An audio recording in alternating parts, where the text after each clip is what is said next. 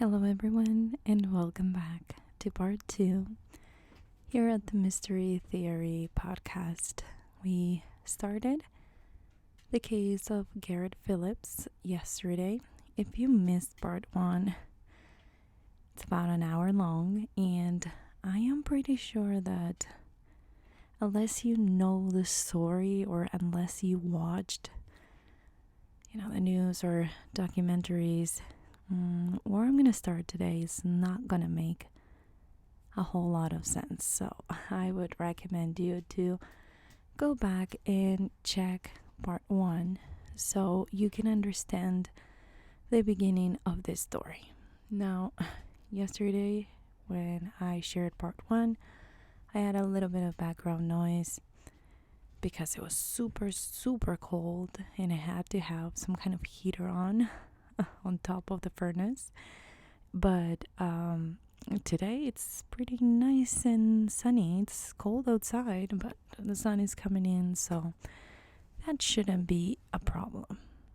So after the weather report for today, let's move on to today's case. Again, this is going to be part 2, and yesterday we left off in the part where Tandy, Garrett's mom, it's starting to think that the police is right and maybe her ex-boyfriend, Nick Hillary, is the one behind the murder of her son. Now, remember that the hour that I covered yesterday pretty much covered the first 24 hours, okay? So it happened, there's a lot that happened in those 24 hours, and all this was part of it. Tandy wondering about, hey, maybe it's Nick, and the police is telling me this. My, the family, her husband's family is thinking that Nick did it because Garret didn't like him. So, and again, Garret passed away at 7 p.m. the night before. Now she's being interviewed the next morning. Everything is happening very, very fast. So I want you to keep that in mind because it will really help you put together things and understand how, from the beginning, even though they claim not knowing what happened to Garret initially, they started pretty much immediately treating the scene as a crime scene and also coming up with the name Nick Hillary. Okay? Now, the police at this point was onto Nick. That night, the following night, there was a game.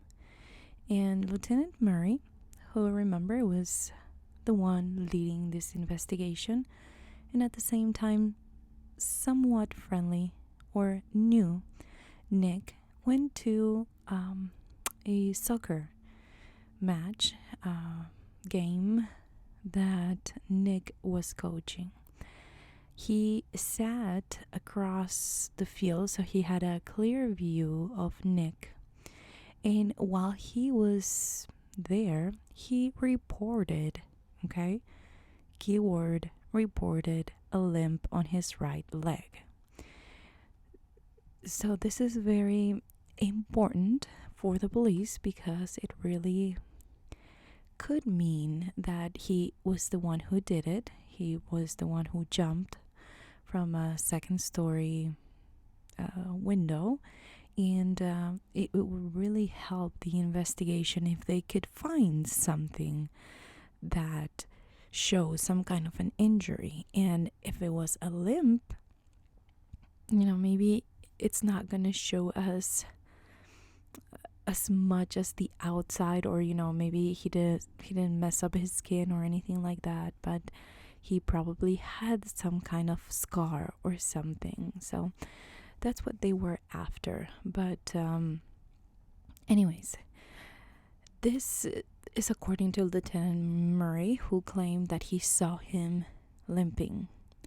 However, later on, we see surveillance cameras that same night of Nick and his team going somewhere inside the stadium. I don't know if the showers or where they were going, but it shows Nick walking for quite a long period, and he had no limp whatsoever. So it's pretty strange. A lot of people said that he could have been faking it, but they also interview some quote unquote experts that claim that he should have had some kind of something different to his walk, and it didn't seem like it. It didn't seem like he was faking it. And remember, this was caught on camera, so it's not like somebody was watching him walk or keeping an eye on him, or that he spotted Lieutenant Murray on the other side and he was like, okay, I better hide this. No, not at all. And this is the part where this is the part where things turn for him, because at this point, what is his reputation doing for him? And I'm talking about Nick. I mean, he has a spotless record. He was an army vet. He was an athlete and a hero in his town for his achievements. He was involved in the community. He was part of it. You just have to be part of a popular game, or you have to be part of a varsity team, so people not only the players will know you, but also the people in the area, the parents, the family that will go watch it. And it's kind of interesting to know how sports really infiltrate into our communities, and we become comfortable or not with people mentoring our children or our sons and daughter, even if they are in college. Now, he was a mentor, he was a coach. That was his reputation up until that day. But nothing really mattered, to be honest. People overlooked all that. They didn't care. And now, all of a sudden, he was the killer to most people. I mean, it kind of hurts to know that you can live your entire life being a certain person and behaving a certain way, and believing that people know you, or at least know part of you, and all of a sudden, with nothing certain, no evidence whatsoever, but the little feud, or I shouldn't say feud because he's a grown man, but the disagreement in parenting styles with Tandy and Garret not liking him being a strong indication for most people that it didn't really matter what all he was or all he did. Now he was a murderer. And you guys know me, I have to compare things, but it kind of goes with what happened with the Chris Watts example. Now, don't get mad at me, but we all know that Chris Watts, he's a white guy, and Nick Hillary is a black guy. But think about it for just a second. Chris Watts was described as a good father, a great husband, a good worker, and even by Shanann's family, he was they would have never thought that he could do something like this. He had his own reputation, the kind of guy that you would never think would be able to kill his wife and children, and in such a horrible way. I mean, not even saying that, the murder itself, but the way he did everything and the way he planned everything, even in 2 minutes or maybe in 5 years that he was thinking about it, whatever the case may be and whatever you believe. guess in this case, Chris Watts had that reputation. He was part of the community. He was part of the social media. He was part of his wife's circle, because he was all in all the posts, and they had that picture perfect family. And again, I have to come back. Even Shannon's family couldn't believe that he would be capable. They would have never thought. And it ties down to who you are, and who you've been and who they believe that you were. But then on the other side, we see Nick Hillary, who, in my humble opinion, has even more achievements. He was in the army. He, served his country. He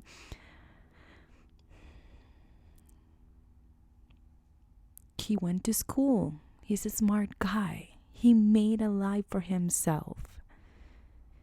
He had kids and he was a good father.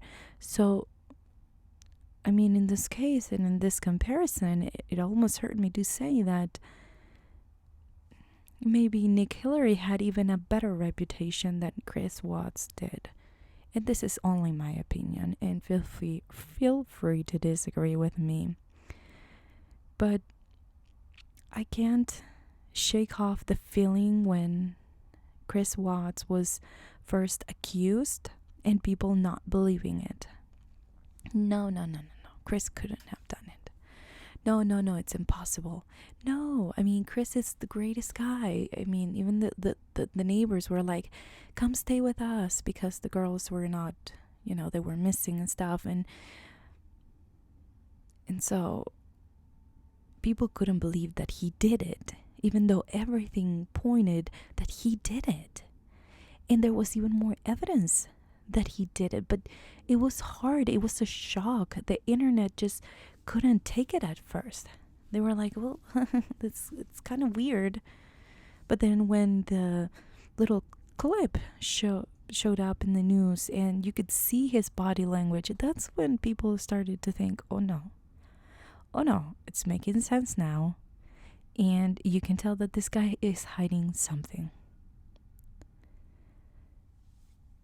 So it kind of hurts me a little bit to know that, your reputation, it's your reputation for some people and will make other people doubt you. And some other ones really be shocked, but really not act the same way. That's part of what I could read and what I could see in the documentary. And not only the documentary, but the interviews, the news clips, everything. It was like you could see a guy in shock that people did not believe him. And this is when things got worse for Nick, because on Wednesday, October the 26th at 8:28, Lieutenant Murray was working with State Police Officer Gary Snell. Remember, Gary Snell lived a town over, and both of them, they were working together, kind of leading this investigation on the state side, and the Potsdam police with Lieutenant Murray. So they went to Nick's house. They told him they wanted to talk to him. Well, let me go back. They wanted to pay a visit to him, but Nick said that he couldn't. And I really can't specifically remember what he said. Not that it's relevant. But Nick offered to go and help at the station. So they told him that all they needed was Nick to go over Garrett's basketball roster. So basically he needed to look at a bunch of names and help them in that regard. Okay, remember that the media was saying that they believed that this was kind of a bullying thing and that kids did it. That was the first thing. So it only made sense for Nick that they needed information about these kids. Remember that he lived with Garrett's mom for a year. I mean, they lived together, they knew for over a year, so it's the kind of thing that he thought was gonna help.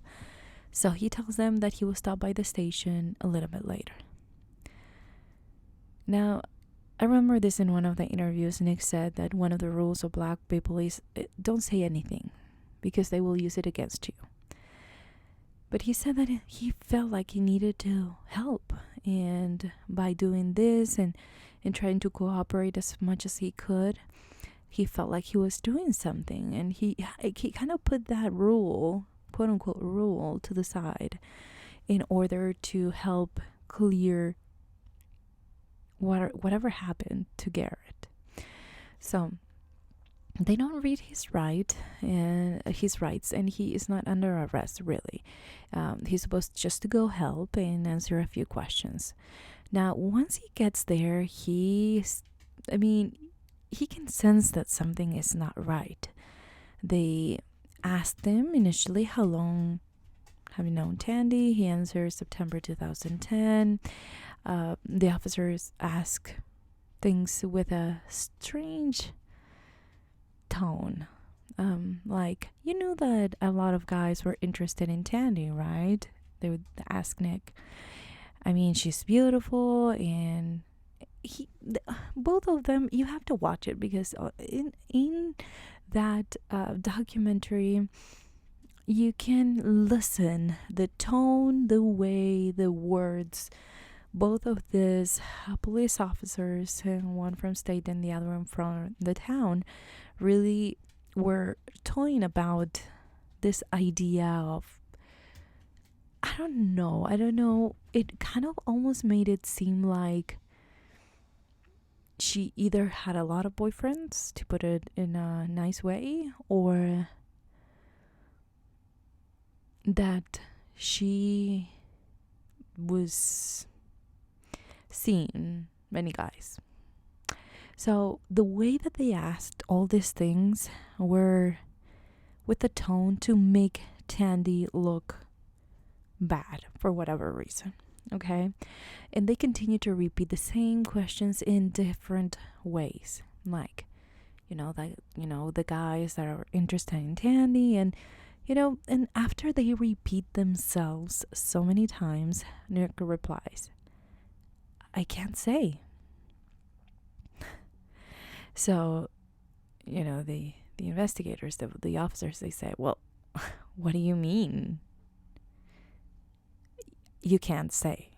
And that is when I was like, and remember, I'm watching this. I'm listening. That is when I was like, oh my gosh, is this a really bad cop game that I don't know about? Because it really is kind of boring, and you can read between the lines.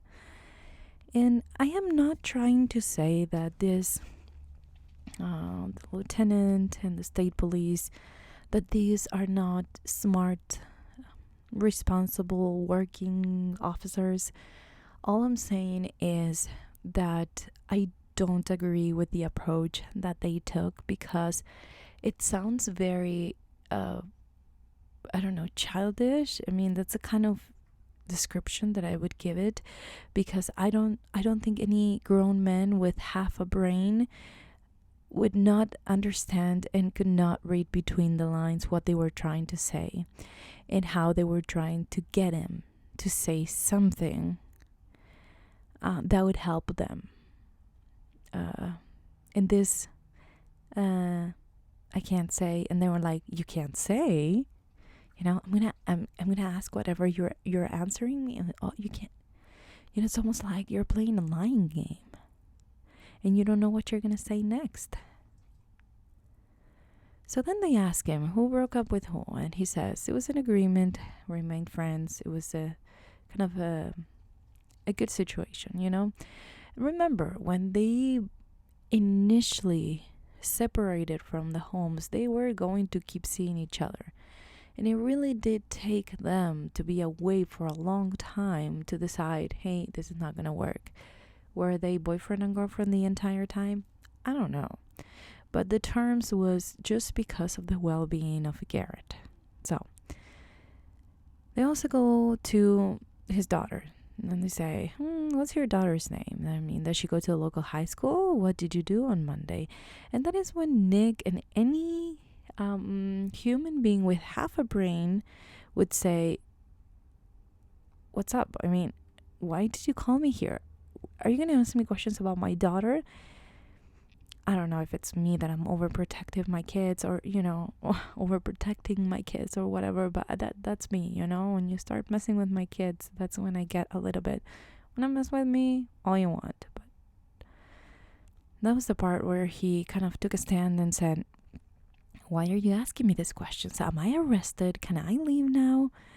But the police continued to walk around the questions and irritated him. I mean, told him in the end that, we just want to rule you out. They were just so not in the same page between both officers, and I'm going to call them officers. I don't even know if that's a proper term because of the different positions that they hold, but I'm going to call them like that. I'm pretty sure you'll get the idea. At that point, they read his Miranda rights, and he says that he will not talk as part of his rights, right? Because, hey, you're allowed to do that.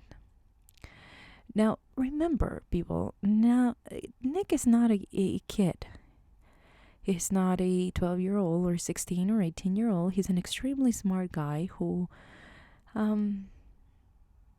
think anybody really with a little bit of brains would have done the same. I mean, you don't want to start talking, especially in his position where he was kind of hesitating about helping and then realized, hey, I want to help them, So he calls his friend, who is now a lawyer. They used to play together. Remember that I told you that there were 5 Jamaicans that live in the Brotherhood house, and they played soccer together in college. Well, this guy, one of them, he lives 7 hours away in New York City. He's now a lawyer, and Nick was frustrated and wanted a little bit of help in this situation. At that point, the police tells him that looks very bad on him. Like they just turned things on him, and that they could place him at 5 p.m. on Market Street. That he went there with no intentions of killing Garret, but things got out of control and he probably did it. Now, Nick never said no to this, but he kept saying that he wanted to go home and rest because he needed to go to work. And all he was doing was going to the station to help them with a list of names. And to be honest, it was just what they used in order to have him there at the station. Now, this is such horrible police work. I'm sorry. It's bad. It's bad. And I'm not saying that the people is bad. I'm saying the methods that they use. I don't know. I watch them. I listen. I don't think they work. Pushing him to talk in ways that I don't think it's effective, honestly, and with zero evidence. Sorry, I mean, I'm all for an investigation and in support of law enforcement, but I wouldn't have approached this interview in this way.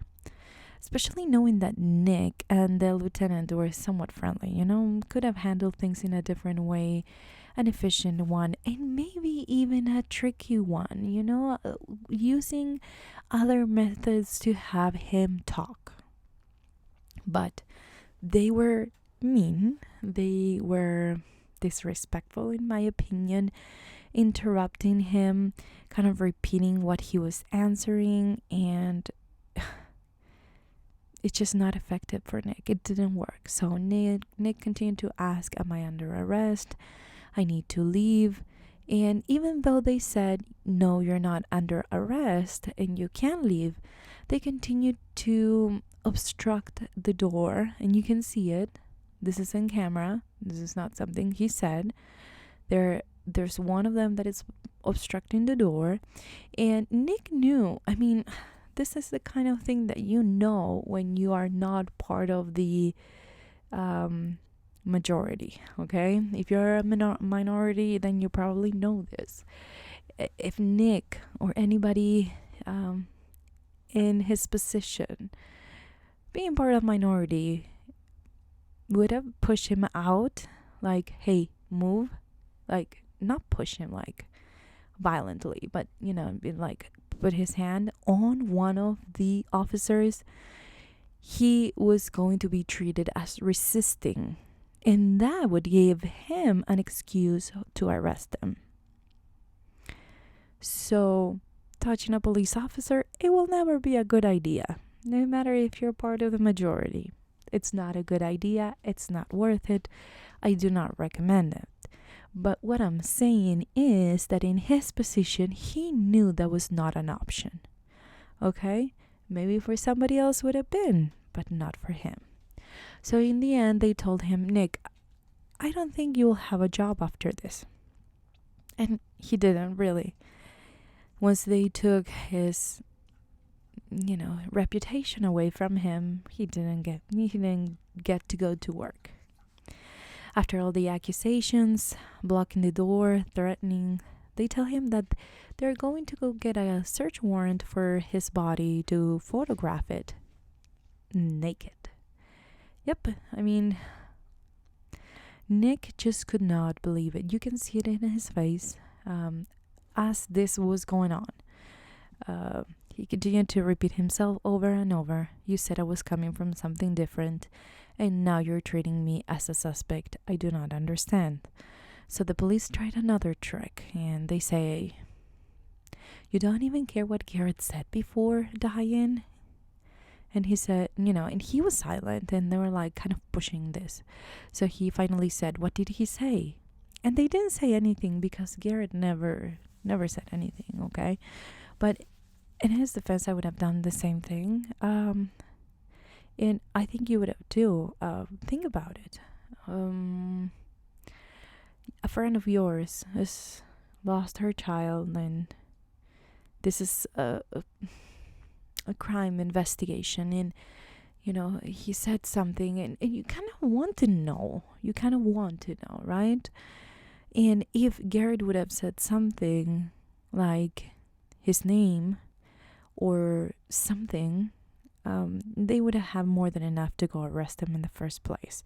So I think at that point, Nick didn't think that they were either saying the truth, or whatever Garret said did not really have anything to do with him. And so the horrible questioning continues, and this Lieutenant Murray, I think it was, that he says, do you watch CSI? Do you know DNA? And Nick says no. And then the lieutenant is like, oh, you're lying because you know about DNA and blah, blah, blah, blah, blah. And Nick was like, listen, I said no to CSI. I don't watch that show. And it was almost like they were trying to use the silliest things to say he's lying. So then he called his lawyer friend again, telling him that they wouldn't let him go. And at that point, his friend jumped in a car to drive 7 hours to get to Nick. At that point, an officer comes and takes away the phone that lives very close so he can hear it ring, but he would not let him pick up the phone. The police impounded Nick's car and checked it, and was locked. There are a few notes that they even show for the record that they didn't find anything inside. Now, he also used his call to call a local lawyer, Jane Garland. Then it was time for the pictures. After a really long time, they came in. This is a completely different department, whatever. It has a name, can't remember it. But they came and took pictures of him with his clothes on. Then little by little started removing things. First the shoes, and then, one by one, they started to take his clothes away. Keep in mind, this is still filming, and you're still watching this if you're watching the documentary. Everything that he was wearing was kept as evidence. So he was completely naked, no underwear, no socks, no nothing. And they started taking pictures again with clothes, and then little by little. You can see a lot of pictures of his face and his shoulders and his arms. And it was degrading. It was, I think, I've read somewhere before that this is one of the things that they use in order to break people. And later on, even in the documentary, his friend and lawyer said the same thing. This is something that it's not used unless, um,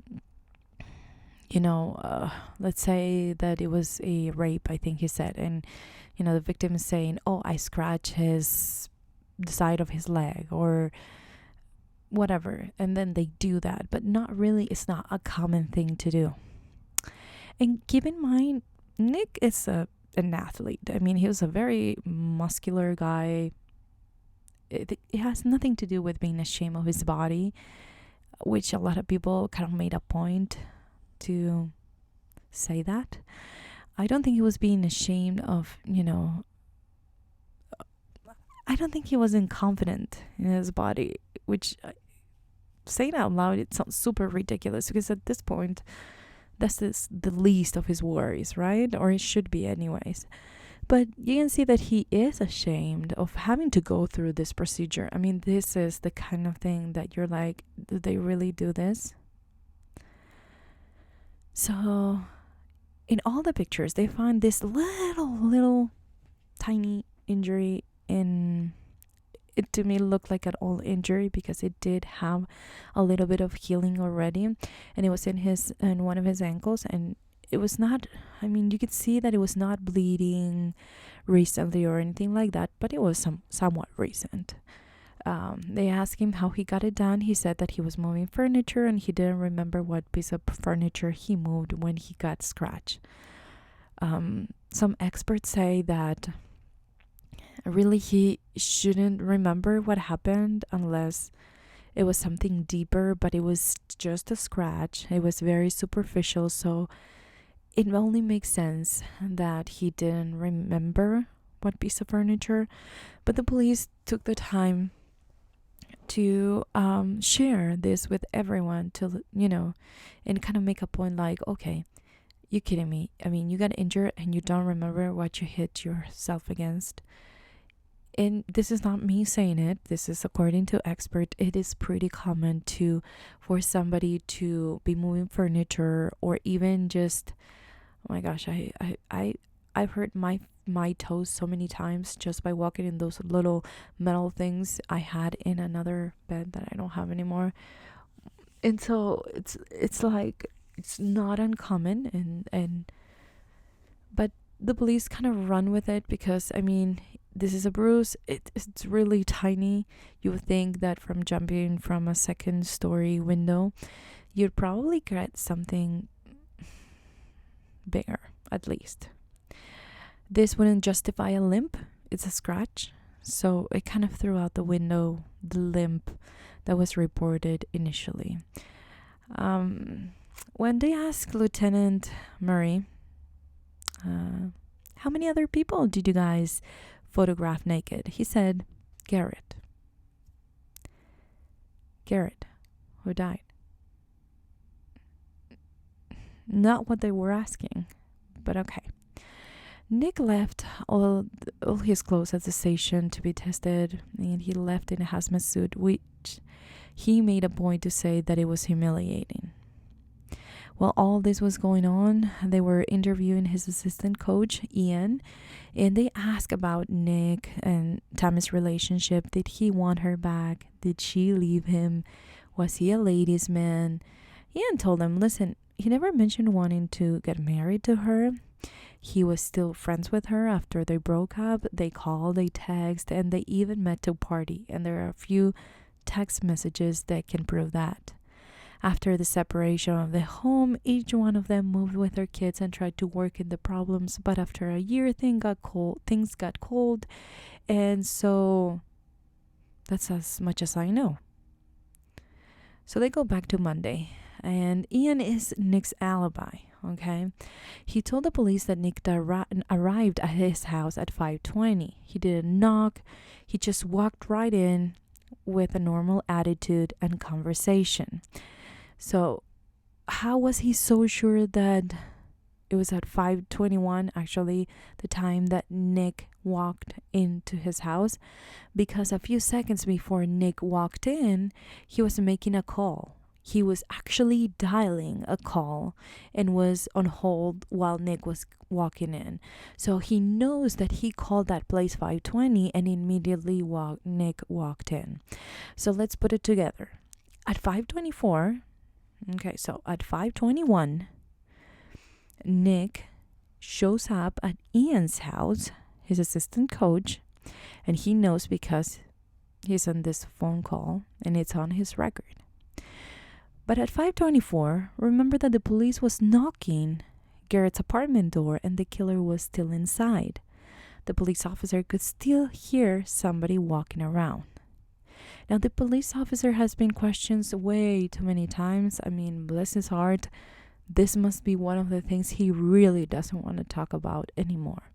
They were like, are you sure there were steps? Are you sure the killer was still inside?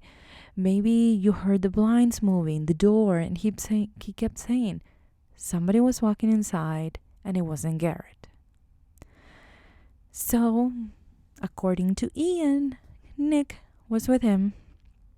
And again,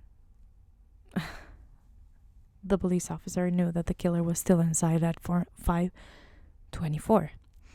So, to confirm things, Shannon and Andrew, the couple that were changing the tire outside, they were outside from 4:50 to 5:20. This is because of some records of text messages and calls and whatever. So, it would have been impossible for somebody to jump from that window and not be seen by them at the time that the killer was still inside. So the killer was still inside at 5:24 p.m. while the officer was knocking at the door because Andrew and Shannon were changing the tire and there was no way that he could leave the apartment. So he was trapped. Whoever it was trapped inside. He probably saw them and he was like, oh my gosh, are they going to leave? He waited for them to go away. He got lucky. They went away so he could get out. So I'm not an FBI agent, but the officer at the scene, confirms that whoever did it, it was walking inside the apartment at 5:24. Witnesses know that nobody left through that window until 5:20 when Nick was already at Ian's house, and Ian confirms that Nick was with him. So again, not an FBI agent, but why are we still talking about this thing? It would mean that he probably have to be in two places at the same time. I almost feel like, according to Ian, that the police wanted to break him in that conversation to make him feel like he said something different, like he was covering for Nick, like he was lying for Nick. So Ian was kind of upset and kind of annoyed at the police because he never changed his story. He always told them the same since the very first interview, and they were trying to change things to accommodate what they believed happened that night. So, Ian ended up moving to Buffalo. Remember, he was assistant coach with Nick, and now he decided to move to Buffalo, which is pretty far away from Potsdam, and he was coaching there. Now, he started to see little signs at the field with the picture of Garret saying "Justice for Garret." They were everywhere. They were down the street from his house. They were like, and it was interesting to know that he was the one running into these little posts, and that they were not all over town, but all over where he would be at. Later on, he moved in for a brief period with his parents, and same thing happened. The same signs showed up in his parents' street. He felt like somebody was pushing him. Somebody was pushing him to say something different and kind of incriminate Nick, because if he did say something, it would have meant that they could use that against Nick. Now, in the meantime, Nick's reputation got destroyed. Needless to say, the news kept saying that the police had evidence, and then they said no evidence, and then confusing people. That some people, would watch the news today and say, oh my gosh, they have evidence, and then don't watch the TV tomorrow, but then the next day they would say no, they don't have any evidence. He lost his job, and because of that he had to stay home, and he actually stayed to take care of his children. Now, at that time, Nick decides to file a defamation lawsuit with his friend. And in the meantime, the internet was going crazy. They wanted him in jail. They got Nick's DNA and they tested it, not a match with what they found under Garrett's nails. The fingerprints didn't match either. A second DNA was done, still nothing to match to Nick's. This is the latest technology, nothing. So he wasn't a suspect anymore, right? They destroyed his reputation, made him lose his job, but he didn't do it, right? Well, that's what some people thought, but they were wrong. Along comes this lady, Mary Rain. Oh, Mary Rain, she was running for DA at the time and promised to find Garrett's killer if elected. Noble, right? Well, we all want that. I mean, you don't have to be a DA in order to want justice for this little boy who deserves justice. Well, she blamed the current district attorney for her incompetence, and she basically wanted to destroy Nick's life, because his reputation was already destroyed, while making a name for herself and advancing in her career. Now, you must know that she resigned as a public defender in 2011 because she was overwhelmed with the workload. How did she think she was going to handle being a DA? It's beyond me. But she thought that she could do it. That is what she said. But I mean, she had other problems too. She was put in administrative leave right before she quit. I mean, there was a lot of shady things going on at the time. Now, she wanted to prove that Nick was responsible based on something she thought it was key evidence. And now is when the quote-unquote key evidence shows up, and this is Nick's car, or one that looked like his car, that was caught on camera on Potsdam High School.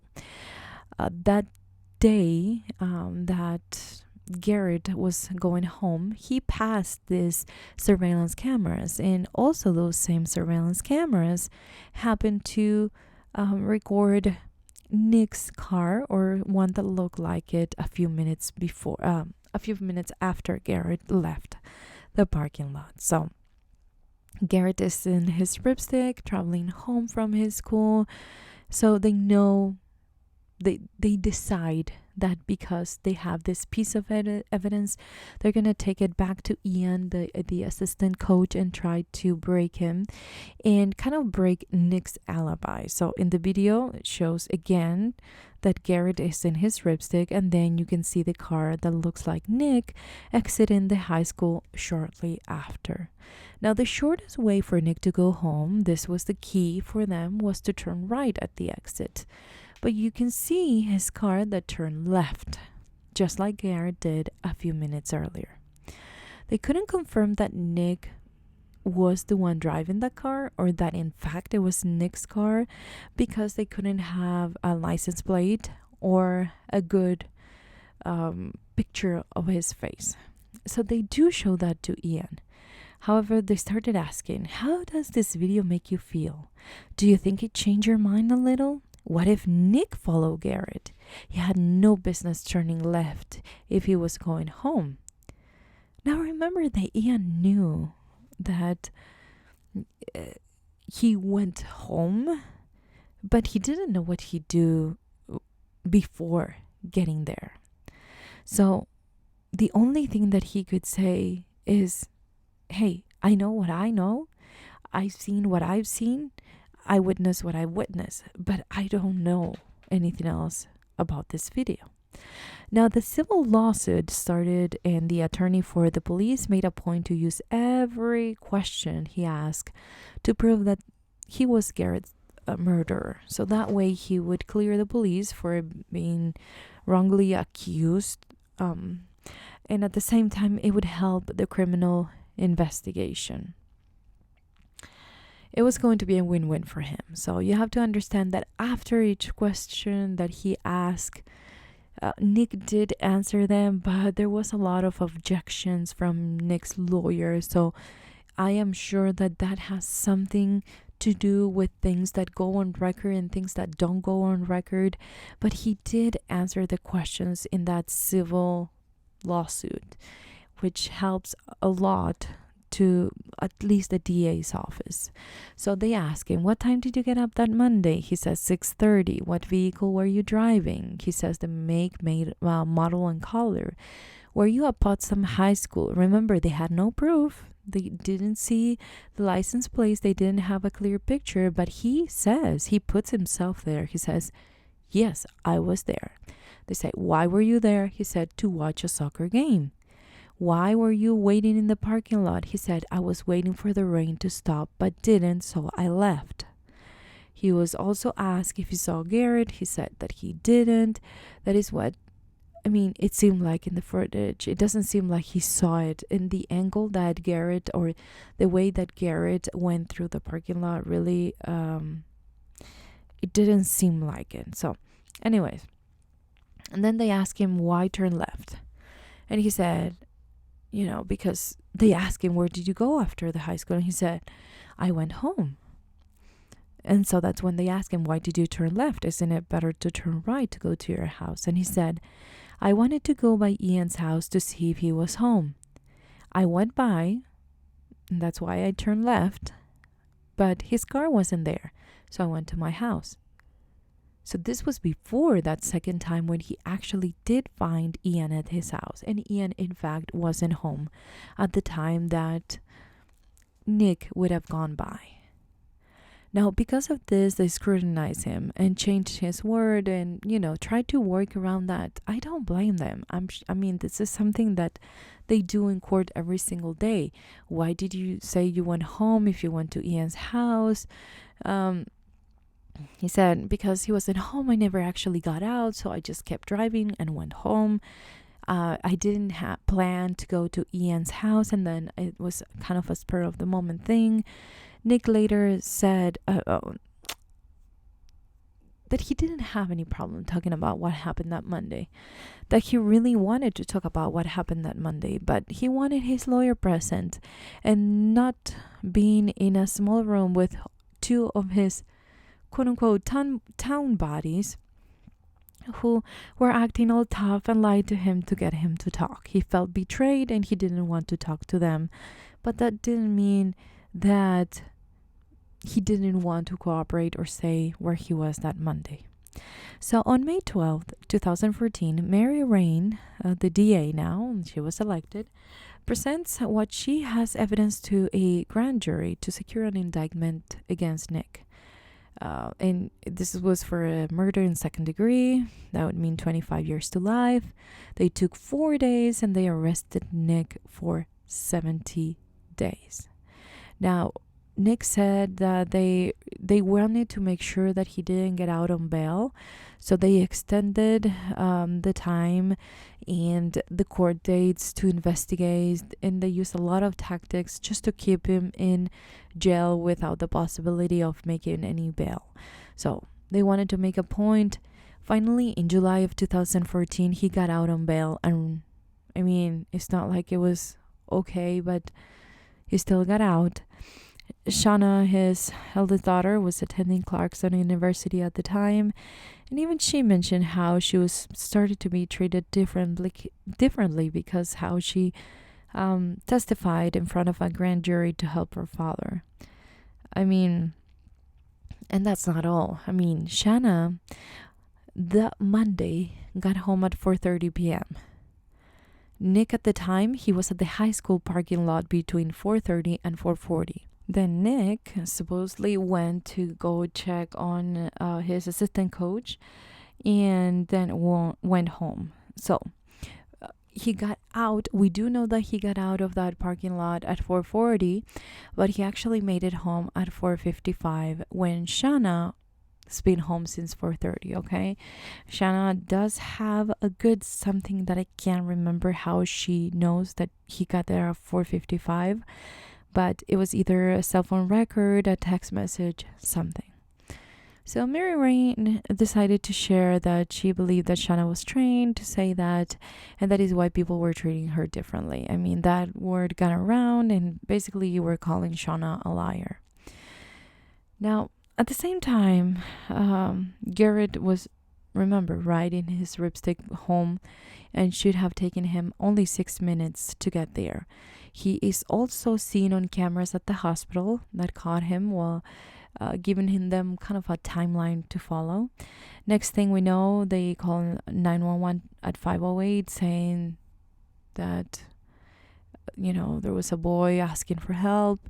They're trying to listen in the whole thing. So it was kind of everything happening, Nick leaving that high school, Garrett that went by earlier and then went by the hospital, Shanna was at home, Ian was getting home. It was kind of giving you an idea of what was going on and what everyone was doing at that time. On October 2014, the judge dismisses the indictment against Nick, citing prosecution misconduct. Apparently, Miss Mary pushed a little bit too much, and that's why it got dismissed. On February 2nd, 2015, she took the evidence to the grand jury again, and Nick was indicted for the second time. People in the internet believe he did it. There was so much hate towards him. Now, in one of those court hearings, the name John Jones was thrown, so the defense started to investigate what seemed like a really loyal and good friend when Garrett died. Yeah, because let me tell you, this John Jones, who happened to be a deputy, he's not the sweetest guy in the world either. Now, he was later described as a white man, racist, angry, and that held a grudge against Nick because he took his girlfriend, his trophy girlfriend, Tandy, from him. So key evidence started to appear. There were a few formal accusations of abuse in statements that Tandy wrote, and I'm going to read some of them, some parts of it. Tandy Cyrus write to make a formal complaint against Mr. John Jones. He has been acting in various ways that causes me to fear for the safety of myself and my sons. I do feel, however, that my personal well-being and that of my children, remember that, are in danger because of the recent strings of actions which John has carried out. You know what John Jones said in his defense? There is no way that Tandy wrote that. She doesn't know those words. So, is she dumb though? I mean, doesn't she understand the meaning of what? In my opinion, she's not using any kind of lawyer terms or anything like that. And even if she did, couldn't she have gotten a little bit of help from a lawyer maybe? I don't know, just a thought.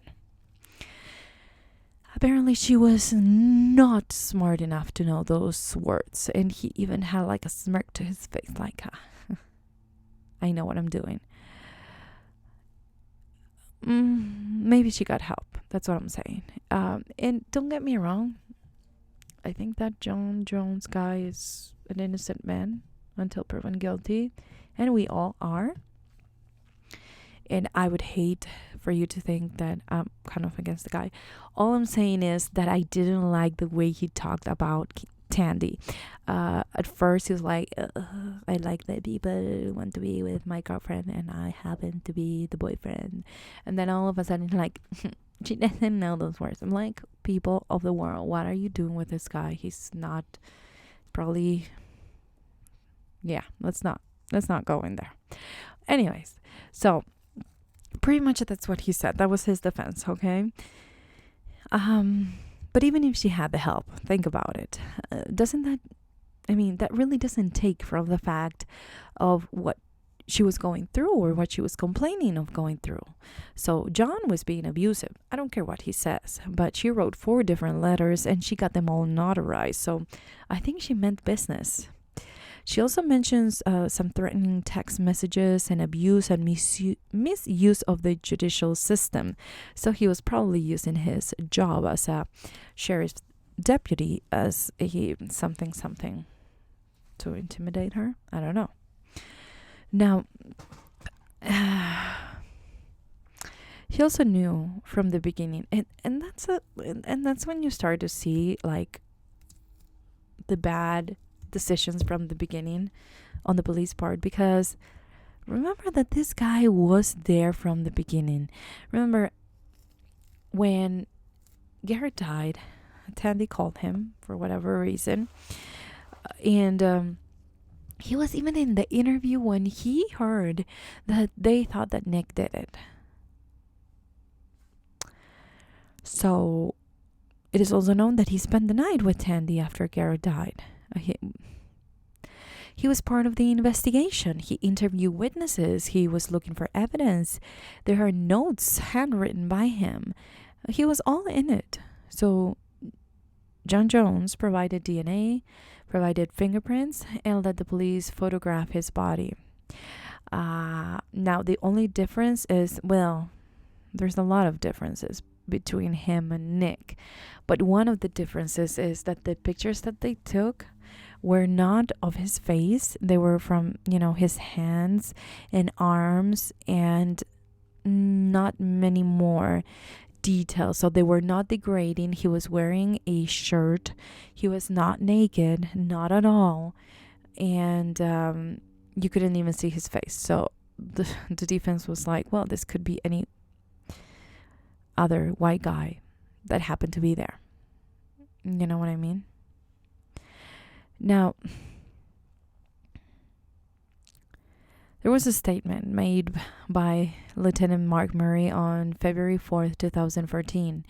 And he was asked, why did you take pictures of John Jones? He was a suspect or something? And he said, no, we did it just to substantiate that we did take pictures besides Nick's Hillary.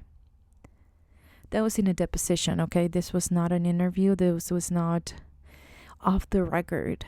So basically he just said, hey, we never suspected of him as a, somebody that could have been involved. We just did it to make the people happy. In one of those depositions, he was also asked what is the biggest factor connecting Nick to this homicide. His answer, his disdain for Garret Philips. Well, apparently you can't have any disdain for anybody in this world, because he was not asked, why do you think? No, he was like, what is the biggest factor? Biggest factor could be physical evidence. It could be lack of alibi. No, he said that it was just his disdain for Garret Philips. Since 1990, he was asked, have you ever witnessed or heard of anyone being photographed naked at Potsdam Police Department? He said no. I'm assuming he asked for 1990 because that's the time that he started to work there. Not sure, but that was the actual question. They also asked him, did Nick's fingerprints match the fingerprints at the crime scene? And he said no. Oh my gosh. That's when the real caring reporters, actually I should say, went crazy. We know all this because the depositions on a civil suit are public. But what if this was a criminal case and it was shut and we really couldn't learn about it? How many cases are like this out there where there is no evidence, there's no physical evidence or no evidence whatsoever, and they're still being accused of something? Now, the media was all over this. There was a lot of public info that they could release, like things that were public, they could release it. Now, Sarah Johnson, who was a trustee at St. Lawrence University, she believed in Nick and helped him pay for his lawyer's fees. At this point, it was just a criminal case that needed to be taken care of. So they needed more help. They hired 2 extra lawyers. One of them was a civil rights lawyer.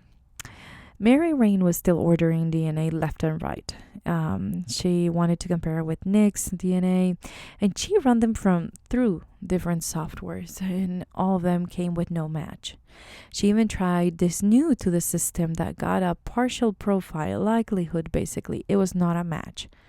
But Judge Catena was the one that was like, I'm not going to admit this in court because you took it to a facility that it was not validated for the kind of test that you did.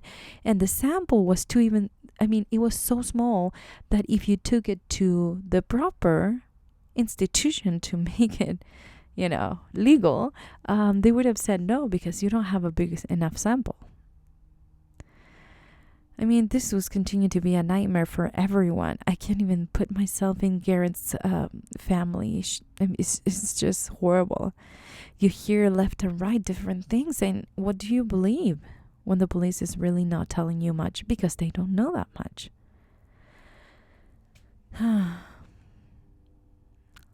When they went to court, Nick decided that he didn't want a jury. And he asked for a bench trial in which the judge decides for himself. Now, the problem was later on they discovered that a couple of the jury people were friends with the Phillips, so with Garrett's dad. So, I don't know. I'm assuming that they knew that this got big and people were hating on him, but they actually decided to Nick decided to go to bench trial. On September 12, 2016, the trial started, and the investigator found out that they were going to call Andrew. Remember Andrew, the guy that was changing his tire with his girlfriend Shannon when Garret was murdered. So he was a Marine now, and he was stationed in Hawaii, and the prosecutor was flying him back to testify. Okay, but do what? They wondered. Because he gave a statement alone and then with Shannon, where both said that they didn't see anything, that they had a great angle out the window, but nobody left while they were outside, and they didn't see anybody there. So why all of a sudden this guy is coming to testify? So the PI that was hired by the defense decided to call Andrew. And Andrew assumed that he was one of the guys that was actually flying him in. And he said that he was going to testify that he saw a black man in the window, a shadow that was not recognizable. So why all of a sudden now he remembers seeing a guy, a shadow? What changed? It was fresh in his mind when they asked him the question. How can he remember now seeing something that he didn't remember when it happened? So then the PI goes to Shannon's house, which happened to be the girlfriend at the time, and she calls Andrew and records a conversation. She asks him, why are you doing this? Why are you changing the story? You know that you never seen anybody. You know you were with me and we didn't see anybody. Why are you saying that? And this guy was like, well, the guy was so black, I couldn't see anything. It kind of a racist remarks that really do not apply. So the PI ran to the DA investigator and asked him, they run into each other. And the investigator asked, why are you messing with my witness? And he was like, why are you making him lie? And so that is when the DA investigator said that he needed to answer to people. He later on denied everything, but according to the PI, that's what he said. Andrew did come and testify and said that he saw a figure peeking out the window, but the DA didn't ask for a description. Why? Because if he said something different, that would contradict his statement and really would make them look very bad. So thanks to Shannon, the ex-girlfriend, and the recorded conversation really helped to get something just in case. At that point, the defense find new evidence and a witness that the DA didn't share. That's called withholding evidence. Apparently, this guy, Greg Brown, now was an inmate, and he told the police that he saw that day John Jones entering Garrett's apartment that afternoon. Apparently, he got out of his truck and walked towards the brown house that is part of the apartment complex just 15 minutes before Garret entered the apartment. Now, Greg Brown knew John Jones. They played football together. And also, John Jones mentioned, I think that they seen each other at bars or stuff like that. But Greg knew who John Jones was, and that's why he said that he saw him. Now, Greg also added, you can't be a black man and jump from a second-story window without being seen. That just doesn't happen. Sadly, it's one of the things that you can hear more and more people say. And let's not go into that because this gets worse. I mean, Mary Rain and the DA's team don't think John Jones did it. So they said that they didn't pay much attention to this testimony. But the problem is that John was caught on camera walking his dog in front of the hospital where he lived by surveillance cameras. So he would have to be very good with his time. And by the way, he said that he didn't see Garret going in his ripstick, and it was right in front of his house. Okay, maybe he wasn't outside. He said that he didn't see Garret, and they made a point to say that it was a coincidence, but it was kind of obvious that if the coincidence was the other way, it wouldn't have been a coincidence. It would have been something more taken as evidence. So on September 28th, 2016, Nick was found not guilty, and according to the judge, there was not enough evidence to believe that he was the one and that he was an innocent man. Mary Rain, I mean, this lady, I mean, she's the one that won't stop. I mean, she disagrees. But in June of 2018, she was barred from practicing law in New York City, if that tells you something, for a couple of years. And why, you're asking? For severe and persistent misconduct. Nick filed a second civil lawsuit for defamation. I don't know how that is going, but his reputation is ruined. He lost years of his life fighting for something that he wasn't sure people was going to believe him or not. And he now is a coach for club soccer. I mean, he's doing the best he can. Tandy is busy raising money for after-school programs in Garret's name.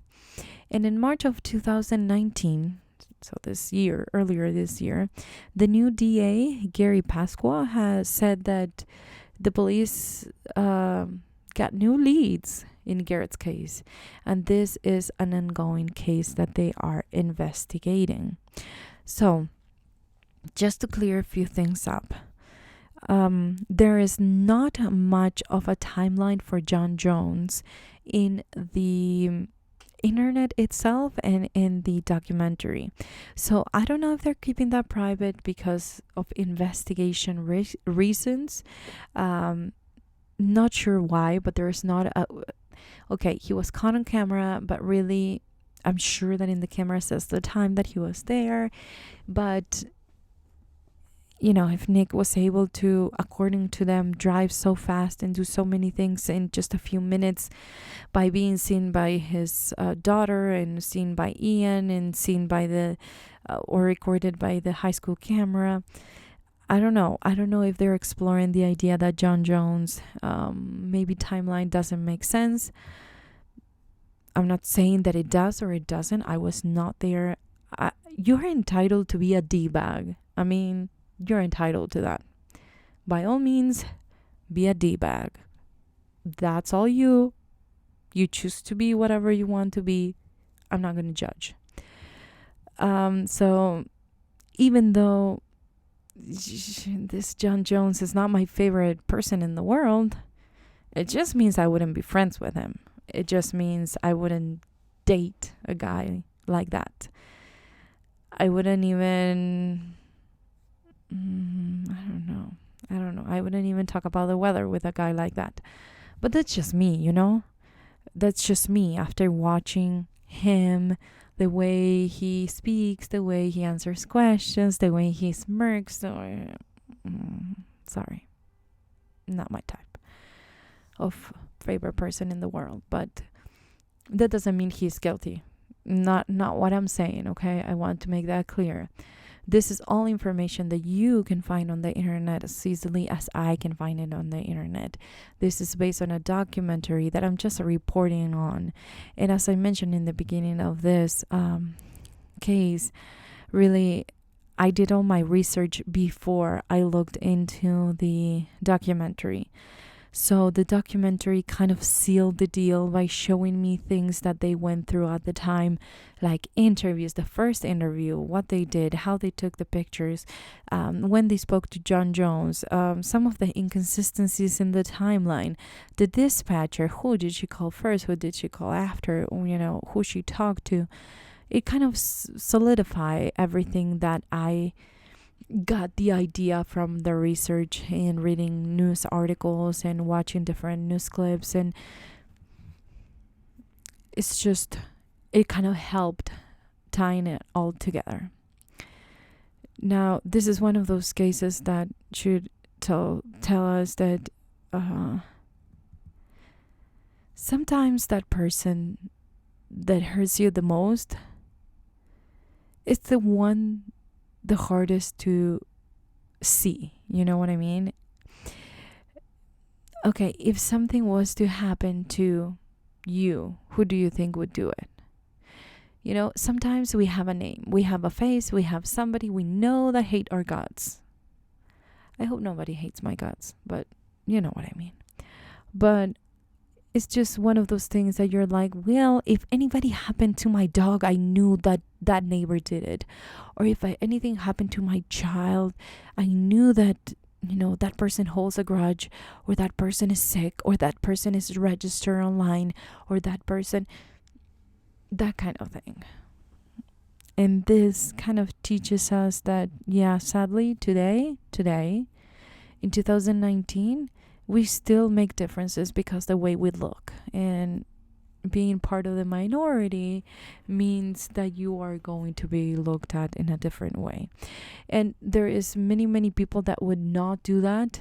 I know people like that who can care less the color of your skin, or where you come from, or the accent that you have, or if you are somebody productive, if you're somebody involved in the community, if you're they don't make differences. But there's still people out there that are not gonna get into it because I know what you're thinking right now.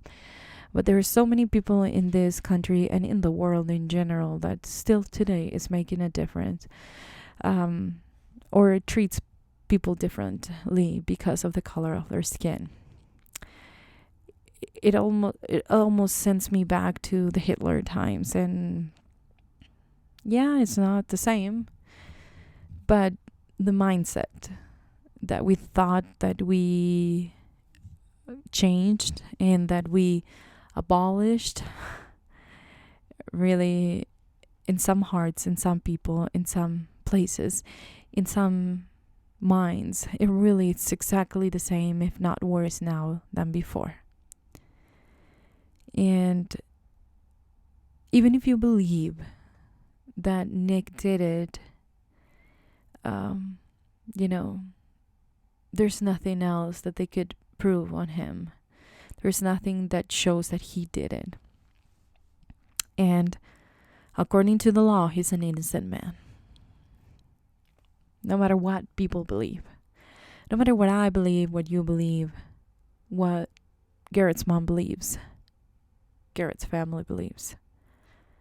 It comes down to there was never enough evidence to convict this man. And so, is he a magician who can be in two places at the same time? Is he the most skilled murderer in the world that he will never be caught?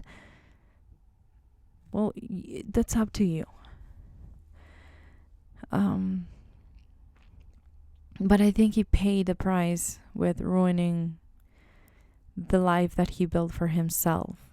And a lot of people were judging him for, cheating on his partner and the mother of his kids and being with Tandy and blah, blah, blah. And I'm like, well, let's be fair. Tandy also was dating John Jones. People do these things, and I'm not saying they're right or they're wrong. I'm saying that's their business. If people decide to leave their partners and their children, or take their children with them and start a new life, what are you going to do about it? I don't think that makes you a killer. Maybe in your head that makes you a bad person. Maybe in your head. But that's not illegal. That's not a crime. In reading all these comments about how this is the karma that he got for leaving his partner, which I don't think they ever got married. I don't think so. So what are we saying? I mean, how many D-bags are out there that leave their children and they, never pay child support, never care about their children. They go on and move on with younger ladies or beautiful ladies, or, they decide to restart their lives. How many? That won't make them a murderer. And I thought that was kind of something that I needed to mention because it was made a point. Do I believe in karma? Yes, I believe in karma. You give good, you get good back. Eventually. It doesn't happen right away. But you're sowing something good. But if you're continually doing things that are not good, then eventually that's what you're going to sow. Because you can't plant tomatoes and get pears. There's no way. But that doesn't... I'm not here to judge character of people. Some other people put Tandy reputation on the line saying, well, she had so many boyfriends, that's why. Hey, I know a bunch of girls who have many, many boyfriends and they have kids, and this doesn't happen to them either. So hold your horses. You do you. And let other people be the way they are. I just find it so stupid that people get to the point that they're judging people's lives based on and trying to base a murder accusation on that. Who did it? I have no idea, to be honest with you. It looks bad for a couple people here that we talk about. But I don't know. I was not there. All I can tell you is that I'm glad that they have these new leads, and that I hope that they find something that matches what they have already in record, and I hope they still have it, as small as it is or whatever. I hope that they still have it, and that eventually we'll get whoever did this and clear this in people's minds, because even today Nick is still attached to that word murderer because they haven't found whoever did it, or whoever they have enough evidence to convict for it. How sad is that? I mean, isn't that the worst case scenario? I mean, you being accused of something that there's no proof, but people believing that you did it, even though you tried to live your life the best that you could. In the end, this is all about a kid who lost his life in the 6th grade that I can't understand. And in a way, I agree with the police. It was somebody that was inside the apartment and didn't plan on doing it, but then it kind of happened. I think that it's totally what happened. And I'm sure that whoever did it is close to Tandy, and whoever is, or knows her and knows Garrett's family on the dad's side. I'm sure it was something like that. But in the end, this is all about Garret. And yes, it's important for his mom and his brother that are missing him dearly. And I can't even put myself in their shoes right now. Because again, my oldest son is the same age as Garret, is a month and a day younger than Garret would have been today.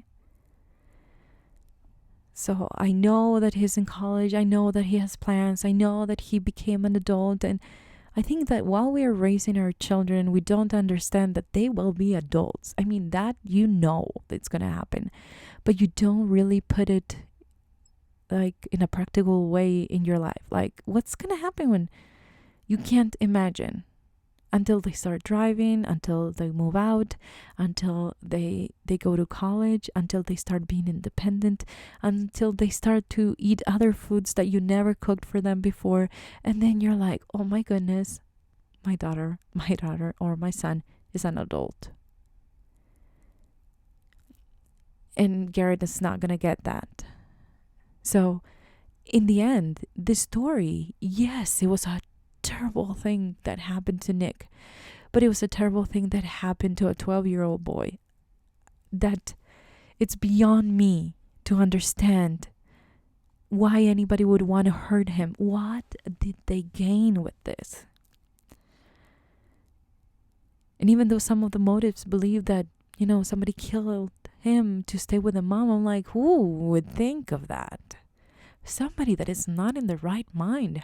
How are you going to kill the children or a child of your favorite person in the world and then expect them to run into your arms and live happily ever after?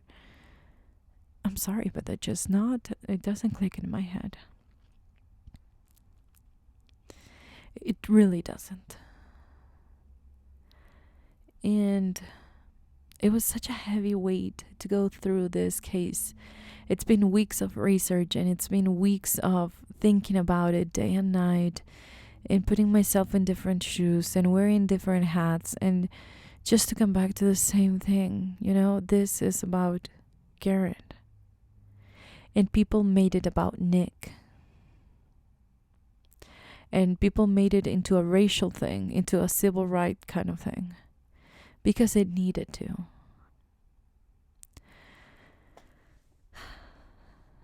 But who killed Garret? That's what I want to know. I hope that, everyone here can move forward, because moving on, it's a different story, but move forward. And I hope that one day I can come back here and say, hey, they found the guy. You know who it was? Because nothing pains me the most than a killer that is, quote unquote, smart enough to get away with it. Think about it. You run into these people every day. People that, not maybe murderers, but people that have been doing stuff, shady stuff, and getting away with it. We don't need murderers that are getting away with it. We don't. Not here, not in the world, not anywhere. This is America, and here in America, this is how we do things. No. This is about the world. This is about talking about humans, people, children. Can you just look at a picture of Garret and not feel like, what happened? What happened to you?